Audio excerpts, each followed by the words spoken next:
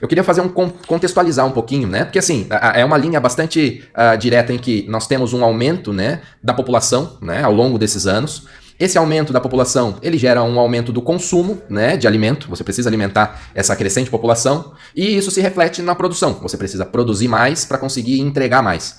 E o Brasil, ele é uma referência nisso, né, como aqui tem uma fonte recente da CNN, que já coloca o Brasil ali líder, né, em exportação de 7 alimentos. O Brasil também é um dos líderes, está no top 5 ali em termos de produção mundial de alimento, né. Hoje a gente alimenta 10% mais ou menos da população mundial, né, então alimentos como soja, milho, açúcar, café, são alimentos que hoje nós somos referência no mundo em termos de produção. E isso acaba se refletindo na capacidade que a gente tem de produzir, tá? Existem N fatores e hoje eu gostaria de focar um pouquinho nas máquinas, né? E no processo de desenvolvimento dessas máquinas, tá? Na engenharia de produto que a gente chama, ok? Então, tendo isso como base, né? Essa realidade do Brasil, a gente tem duas formas de aumentar essa produção, né? Os nossos produtores finais aí.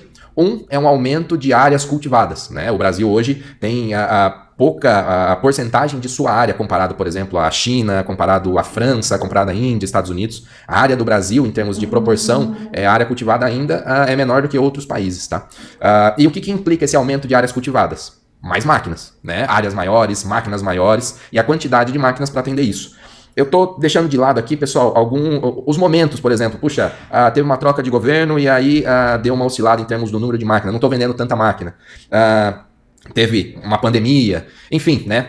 Olhando o macro, né? A tendência macro, essa é a linha. Por mais que às vezes a gente tenha em um ou outro ano oscilações para baixo ou para cima em termos desses eventos, tá? Mas a tendência é que com mais áreas eu tenha que entregar mais máquinas, tá? E também o aumento, né, da produção por área, ou seja, eu preciso de máquinas mais eficientes, eu preciso aproveitar melhor a área que eu já cultivo. E a distribuição, né, tanto de fertilizantes quanto defensivos, tem relação direta com isso, né? Por quê? Pensa lá num solo, né, sem a correção em termos de nutrientes. Ele é muito menos produtivo do que um solo em que eu consiga fazer essa correção. Agora, aquela correção em que eu faço a leitura do solo e consigo adequar, né, no detalhe, qual é o nível de nutriente para cada região, né, fazendo ali, por exemplo, uma aplicação em taxa variável, isso é aumentar a precisão, essa qualidade e produtividade dentro da planta, diminuindo o desperdício, por exemplo. Ok? Então, eu estou falando aqui em áreas cultivadas de mais máquinas e em produtividade por área de melhores máquinas, de máquinas de melhor desempenho.